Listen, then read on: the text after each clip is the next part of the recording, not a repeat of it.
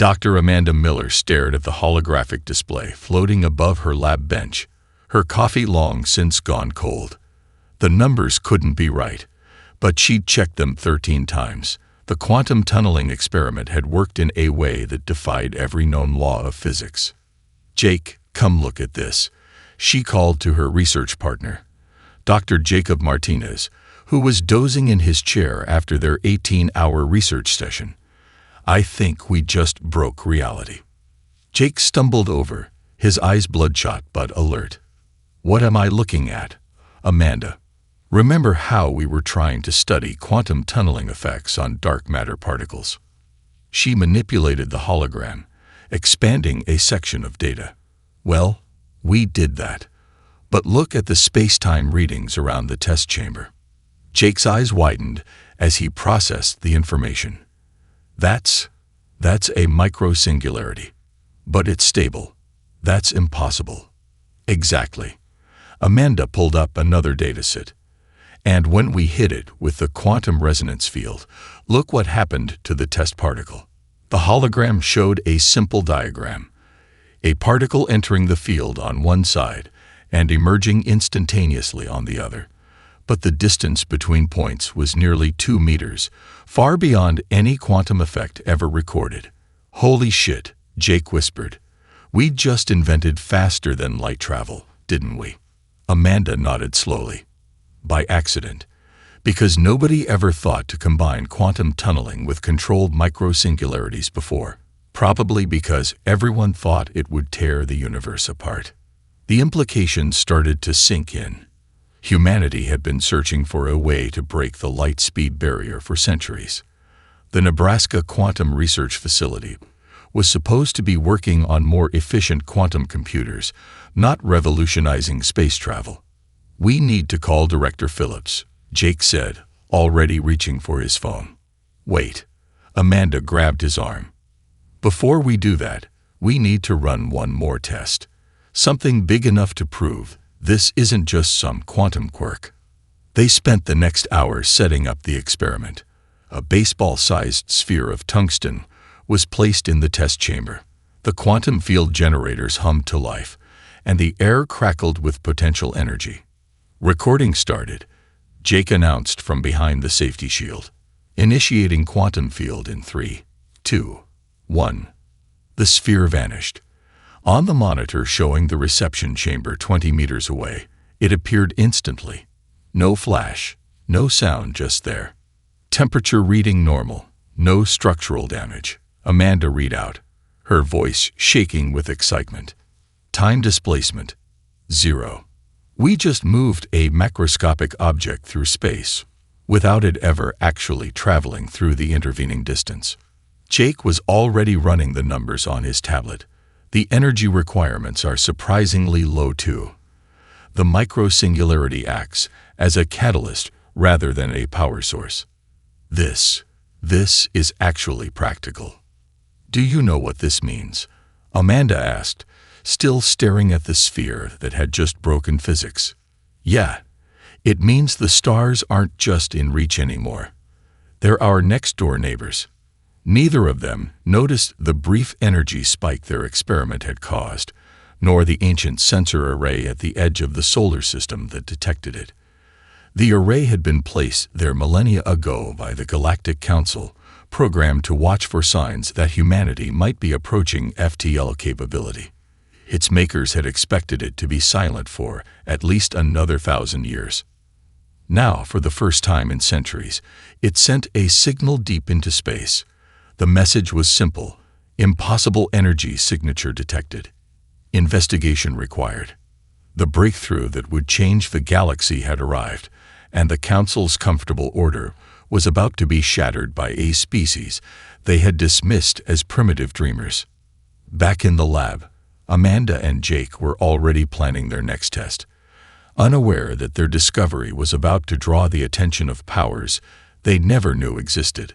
Sometimes, the most important moments in history happen in the quietest places, like a small research lab in Nebraska, where 2 scientists just proved the impossible was simply waiting for someone stubborn enough to try. The massive ships appeared without warning, One moment the skies were clear, the next they loomed over every major city on Earth, their crystalline hulls refracting sunlight like artificial rainbows.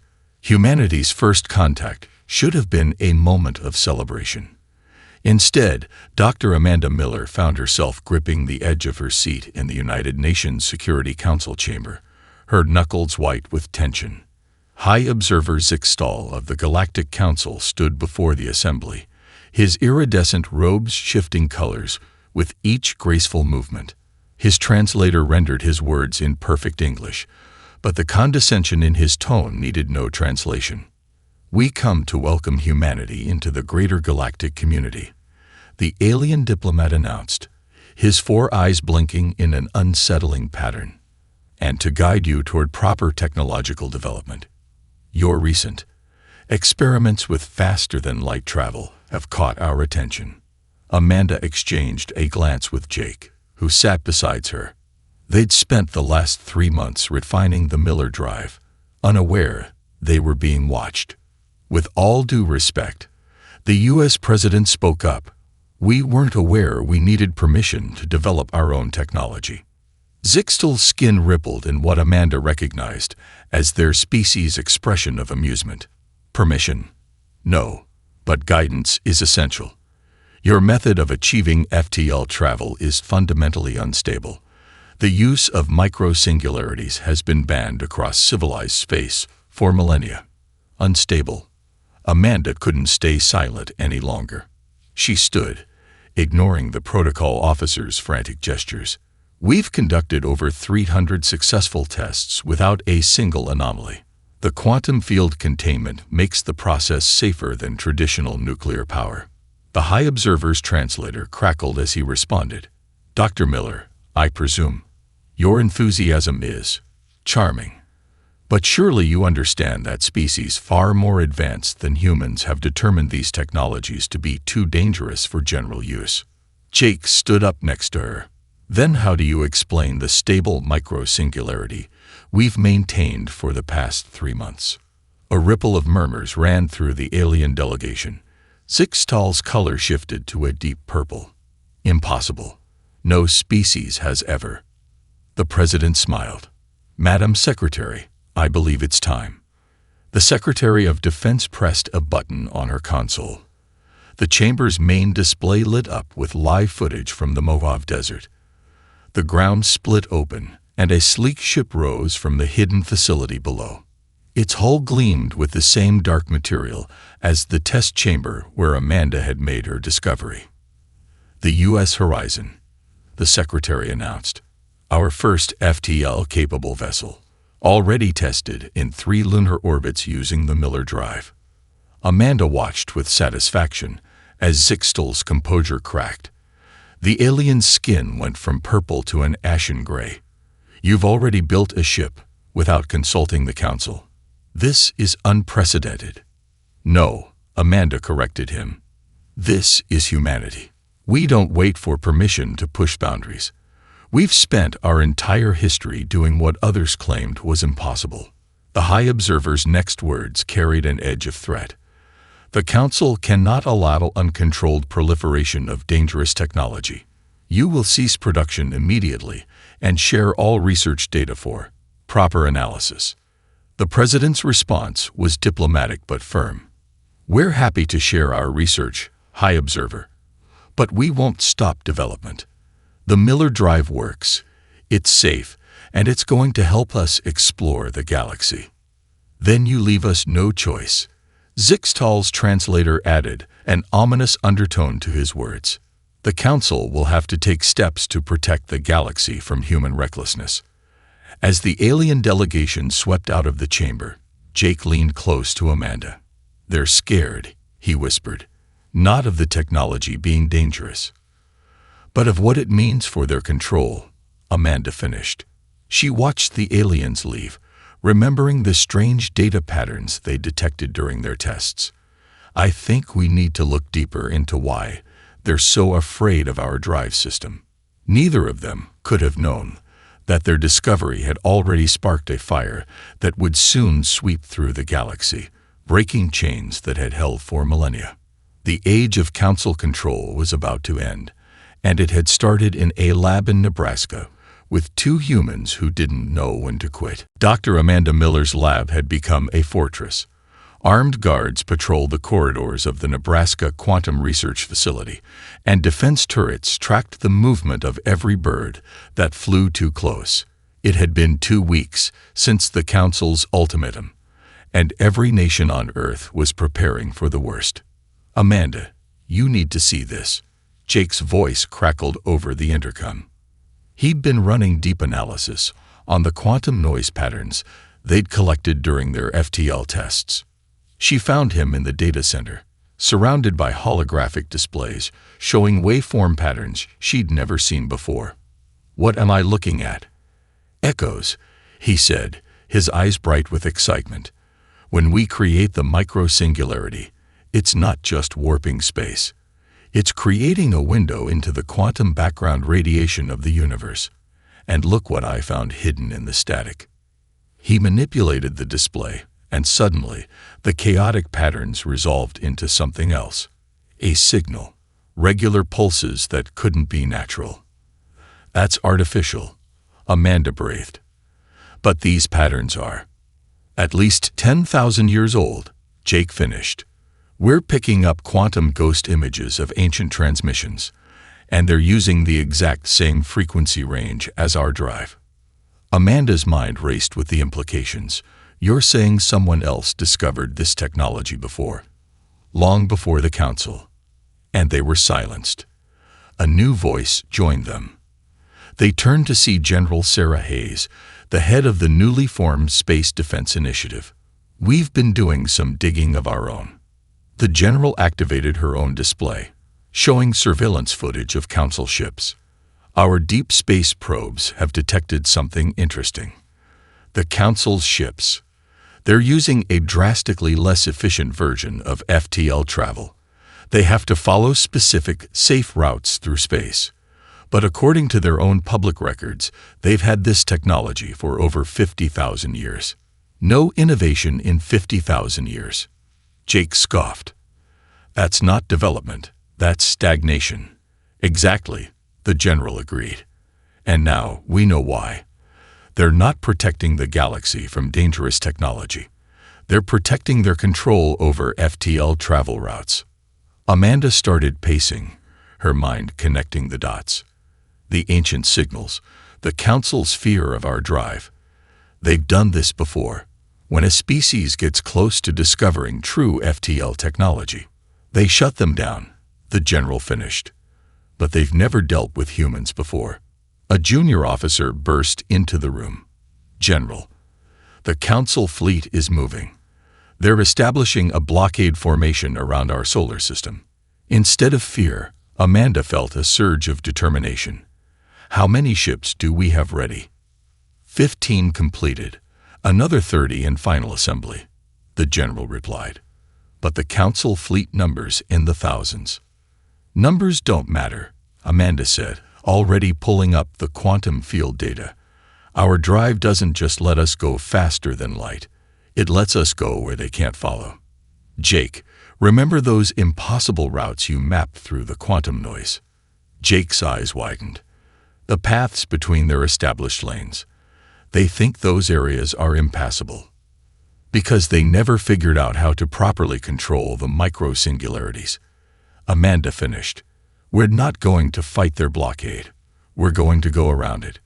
The general was already on her secure line. "Get me the president. Tell her Project Diaspora needs to launch now." As alarms began to sound throughout the facility, Amanda looked at the ancient signals still dancing across the display. Somewhere out there were the descendants of those who'd been silenced by the Council. Perhaps it was time for humanity to give them their voice back. "They think they can cage us," she said quietly. "But they don't understand. Earth is just the beginning. We're going to show the galaxy what real innovation looks like." The storm was about to break, and humanity was ready to scatter to the stars, carrying with them a technology that would shatter the chains of empire. The Council was about to learn why you should never try to contain a species that had made an art form out of breaking through barriers. The Liberty's bridge hummed with tension as Dr. Amanda Miller watched the countdown timer. Around Earth, 457 ships were making final preparations. Project Diaspora was about to begin, and the next few minutes would determine the future of human civilization. Council ships are maintaining their blockade formation, Jake reported from his station. They've got every known exit vector covered. Amanda allowed herself a small smile. Known vectors don't matter anymore. Status of the quantum network. All ships report ready, General Hayes announced from the command chair. Drive synchronization at 100%. They're following your lead, Doctor. The timer hit 0. Execute jump pattern alpha, Amanda ordered. Let's show them what humanity can do. 457 Miller drives activated simultaneously. The quantum field network they created was visible even to the naked eye. A web of blue-white energy connecting every human ship. The Council fleet's sensors must have been screaming. Then reality twisted. The Liberty led the way, diving into what the Council had declared an impossible route through space. The micro-singularities in their drives didn't just punch through space. They rewrote its rules. Where the Council saw impassable barriers, humanity had found highways. Multiple Council ships attempting to pursue, Jake called out. They're breaking formation. On the main display, Amanda watched as the massive alien fleet tried to follow. The first Council ship that attempted to enter their wake immediately dropped back to normal space, its conventional FTL drive unable to handle the quantum turbulence. All ships report successful transit, General Hayes announced. We're through their lines. Executing secondary jumps now. The human fleet split apart like seeds in the wind, each ship taking a different path through the quantum routes only their drives could navigate. Colony ships, research vessels, and military escorts scattered in every direction, making conventional pursuit impossible. They're trying to track us through their network, Jake said, monitoring the quantum communications, but they can't map these routes. Their systems aren't designed for it. Amanda nodded. Because they never thought anyone would be crazy enough to try. How many ships made it through undetected? All of them, Hayes replied with satisfaction. Phase 1 of Diaspora is complete. We've already got reports of successful landings on 17 pre-scouted worlds. The Liberty emerged from its jump near a star system far beyond Council space. Behind them, the quantum wake would take days to dissipate, making their route temporarily safe for the following ships to use. Message from Earth, Jake announced. The Council ambassador is, well, he's having what appears to be a mental breakdown. Apparently, this was supposed to be impossible. Send the Phase 2 signal, General Hayes ordered. Let's show them what else is impossible. Across human space, hidden facilities began mass-producing Miller drive components. The plans were already being transmitted to their new colonies, along with something even more valuable. The complete technical specifications, free for any species brave enough to challenge the Council's authority. They thought they could contain us, Amanda said, watching as more colony ships emerged from quantum space around them. But they never understood what makes humans different. We don't just break barriers. We share the knowledge of how we did it. Jake looked up from his console. First reports from the colonial teams. They're already finding signs of ancient settlements on some of these worlds. Looks like we weren't the only ones who tried to break free. But we're going to be the ones who succeed, General Hayes said firmly. Because we're not running away. We're building something new. Amanda touched the display, tracing the quantum routes that only human ships could see. The Council had spent millennia building walls through space, creating choke points they could control. They never imagined someone would simply go around them. Humanity had not just escaped. They had changed the rules of the game. And somewhere in Council space, other species were about to learn that the cage they lived in had never been as strong as they were told. The Regellian trade captain shifted nervously in the meeting chamber of New Terra's underground facility. His species' crystal-like exoskeleton caught the light as he handed Dr. Amanda Miller a data crystal. These are the Council's current trade route schedules. Now, about your end of the deal. Amanda nodded to Jake, who brought forward a sealed case, complete technical specifications for the Miller drive, along with the quantum shielding modifications we developed for your ship class. Your people are ready. We've been ready for centuries. The Regellian's translator crackled with suppressed emotion. Do you know how much we pay in safety inspection fees to use Council-approved routes? Entire worlds living in poverty because we can't afford their tolls. General Hayes, watching from the corner, smiled. That's about to change. 3 months had passed since Project Diaspora. Human colonies were thriving in regions the Council had declared uninhabitable, and word was spreading. The Regellians were the 4th species to secretly seek them out this week alone. Quantum radar is picking up something, Jake called from his station. Council scout ship, following the same path our guest used. They're getting better at tracking the quantum wakes. Amanda turned to their visitor. Time to test our new modifications. Your ship is prepped for immediate launch. The Regellian's crystal structure flickered with anxiety. If they catch us. They won't, Amanda assured him. Watch. She activated the facility's main display. The Council scout ship appeared as a red dot, following the quantum trail. Then the Regellian vessel launched, its modified Miller drive creating a completely different signature. The latest version of the drive doesn't just hide in the quantum background, Jake explained. It actively mimics natural space-time fluctuations. To their sensors, you'll look like a regular gravitational echo.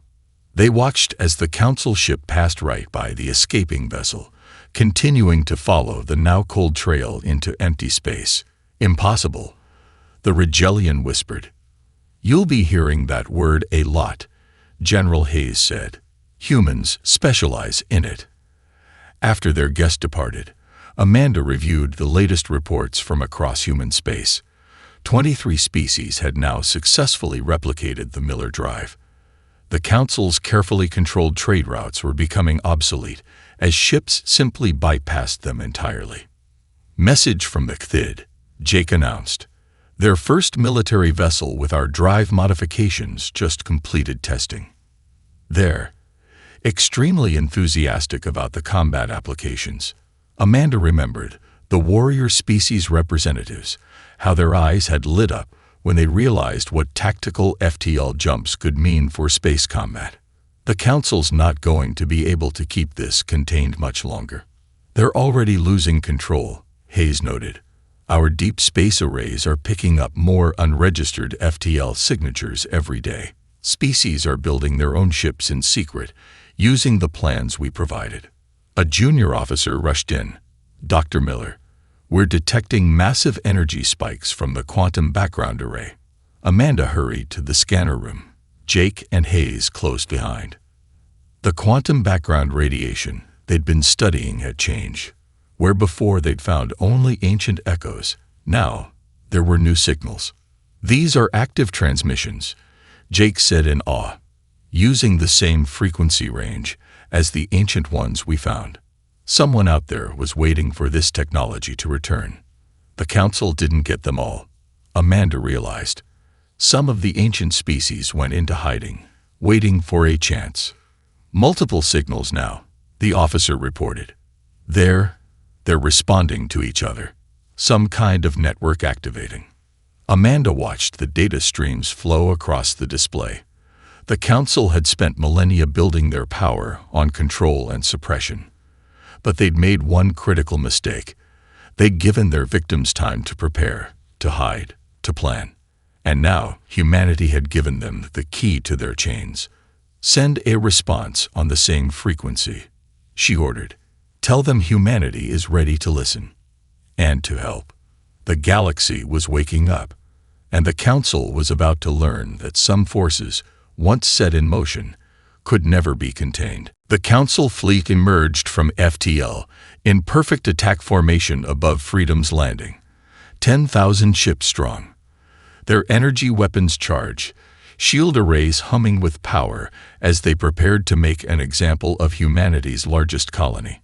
In the colony's Defense Command Center, Dr. Amanda Miller watched the tactical display with eerie calm. Right on schedule. Status of the Quantum Net. All 30 ships in position, Jake reported from his station. Quantum signatures masked. They have no idea we're here. General Hayes' voice crackled over the comm. Strike fleet reports ready. Waiting for your signal, Doctor. The Council's high commander's message boomed across all frequencies. Illegal human settlement. This is your only warning. Surrender your drive technology and submit to Council authority, or face immediate. Now, Amanda said quietly. 30 human vessels materialized from quantum space simultaneously, their positions precisely calculated. The Miller drives didn't just let them appear anywhere. They let them emerge with perfect tactical advantage. Multiple target lock acquired, Jake announced. Quantum torpedoes armed. The new weapons were another innovation the Council had never seen.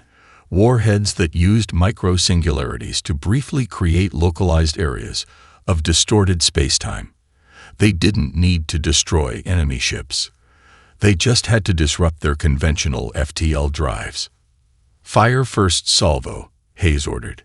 The space above Freedom's Landing lit up like a new sun as hundreds of quantum torpedoes launched. The Council fleet's sophisticated shields were useless against weapons that bent space itself. Direct hits on 80% of primary targets, Jake reported. Their FTL cores are going into emergency shutdown. Amanda watched as chaos erupted in the Council formation. Ships trying to jump to safety found their drives unresponsive. Others, attempting to maintain formation, collided with their suddenly drifting companions. Second wave. Execute pattern Delta, Hayes commanded. The human ships vanished and reappeared in new positions, their Miller drives allowing combat maneuvers that defied traditional space combat doctrine. Each jump was precisely timed and positioned, turning the massive battle into a deadly dance. Council fleet attempting to regroup, Jake called out. They're trying to form a defensive sphere. Exactly as predicted, Amanda nodded. They still think in terms of traditional formation combat. Execute final phase. The remaining human ships jumped again, this time appearing inside the Council's formation. At point-blank range, their conventional weapons were devastating against the now vulnerable ships. Council flagship is attempting emergency communications, an officer reported. They're trying to surrender. The battle had lasted less than 20 minutes. The mighty Council armada hung dead in space, their ships either disabled or desperately signaling their submission. Not a single human vessel had been lost. Message from the Council flagship, Jake said. The High Commander wishes to speak with the human commander. Hayes looked at Amanda, who nodded. The holographic image of the Council High Commander appeared before them, his usually immaculate appearance now disheveled. How? He demanded. This was the largest fleet ever assembled. You had 30 ships. You still don't understand, Amanda replied. It was never about the numbers. You spent so long suppressing innovation that you forgot what real advancement looks like. The Council will not stand for this humiliation, the commander snarled. The Council doesn't have a choice anymore, Hayes interjected. This battle was broadcast on all frequencies. Every suppressed species in the galaxy just watched a handful of human ships defeat your best fleet. And they all have access to our drive technology now, Amanda added. The days of Council control are over. As if to emphasize her point, new signals began appearing on their scanners. Ships were emerging from quantum space, Regellian, Thid, and dozens of other species, all using modified Miller drives. The revolution had been waiting for its spark. The Battle of Freedom's Landing had just provided it. Your empire was built on keeping others down, Amanda told the stunned commander. Ours will be built on lifting them up. That's why you never had a chance of stopping us. The ancient council archives on Centauri Prime had been sealed for millennia. Now, Dr. Amanda Miller stood in their depths, surrounded by quantum data crystals that held the true history of the galaxy. Each crystal contained the story of a species that had dared to challenge the Council's authority. You need to see this, Jake called from his research station. I found records of the first species that discovered quantum tunneling technology. The Nexarians. The holographic display showed a graceful, crystalline species that had achieved spaceflight over 50,000 years ago. Their cities had been works of art, their technology far beyond even current council standards. What happened to them? Amanda asked, though she already suspected the answer. The Ascended Lords happened, Jake said grimly. The council's founding species didn't just suppress their technology. They erased them, forced them to regress to a pre-industrial state through engineered economic collapse and targeted sabotage. General Hayes entered the archive chamber, her expression grim. It gets worse. We found their current status report.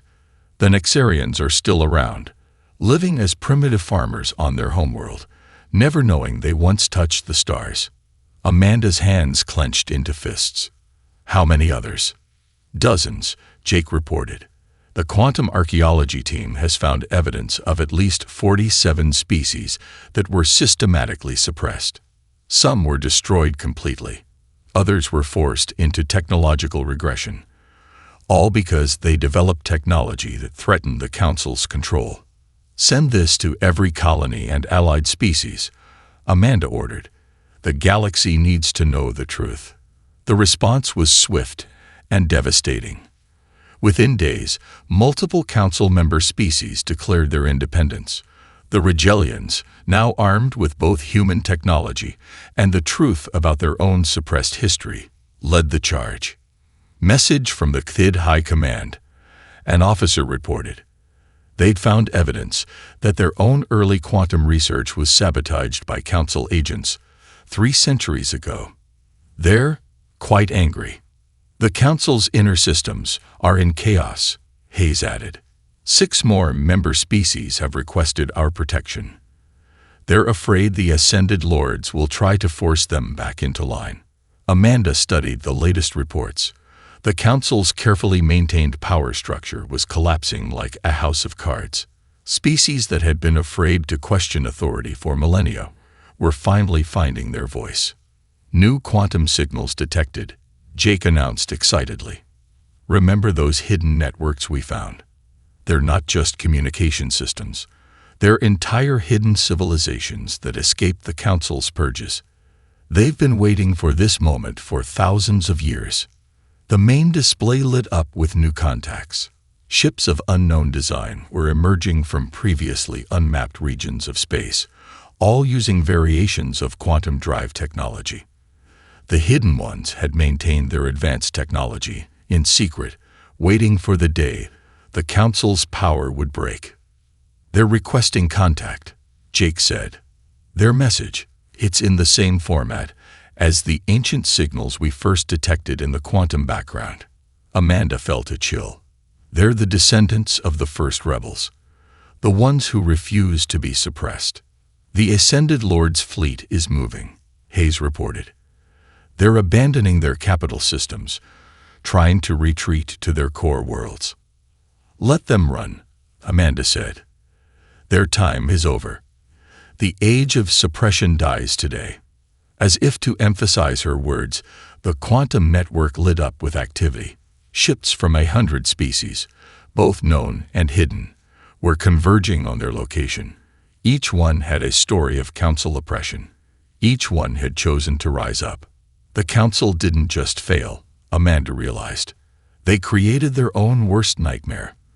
By suppressing innovation for so long, they forced the galaxy to learn how to hide, how to resist, how to work together in secret. And all it took was one species crazy enough to light the fuse.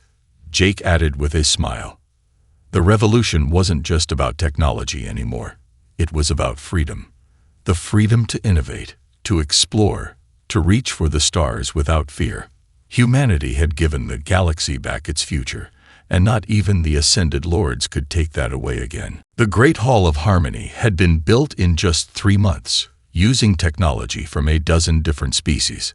Where the Council's chamber had been designed to intimidate, this place was created to inspire. Its quantum crystal walls shifted with the combined scientific knowledge of 100 civilizations. Dr. Amanda Miller stood at the central podium, looking out at the most diverse gathering the galaxy had ever seen. Representatives from over 300 species filled the hall, from the newly liberated to the long-hidden. A year ago, she began, humanity made a choice. When we discovered the Miller Drive, we could have kept it to ourselves, could have used it to build our own empire. Instead, we chose to share it. The holographic displays around the hall showed images from the past year. The Battle of Freedom's Landing, the liberation of suppressed worlds, the return of the hidden civilizations, and most importantly, the countless collaborative projects that had followed. The Ascended Lords believed that control was the path to stability, she continued. They were wrong. True stability comes from innovation, from cooperation, from the free exchange of ideas. Jake, standing at his station, sent her a signal. The Nexarian representatives are ready. Amanda nodded, and the hall's attention turned to a group of crystalline beings. Once forced into primitive existence, the Nexarians had been among the first to receive the combined scientific knowledge of the allied species. In just months, they had not only reclaimed their lost technology, but had already begun making new advances. The United Galactic Alliance, Amanda announced, will be founded on a simple principle. Knowledge belongs to everyone. Every discovery, every innovation, every step forward will be shared freely. The quantum crystal walls pulsed as representatives from each species connected their data networks. The combined scientific knowledge of the galaxy began flowing freely for the first time in history. We've already seen what this approach can achieve, she continued. The new quantum meditation techniques developed by the Hidden Ones have revolutionized our understanding of consciousness. Rigelian crystal technology, combined with human quantum physics, has opened up entirely new fields of study. General Hayes, now Admiral of the Alliance Fleet, stepped forward. And our combined defense forces have developed technology that makes the old Council ships look like ancient history. Not that we'll need it. The Ascended Lords surrendered this morning. A ripple of satisfaction moved through the hall. The last holdouts of the old order had finally accepted reality. But perhaps our greatest achievement, Amanda said, has been the recovery project. The displays showed images of formerly suppressed species reclaiming their heritage. Every species the Council forced into regression is being given back their history, their technology, and their future. The Nexarian speaker raised their crystalline form. And we have already begun adding to the Alliance's knowledge. Our latest quantum communication breakthrough.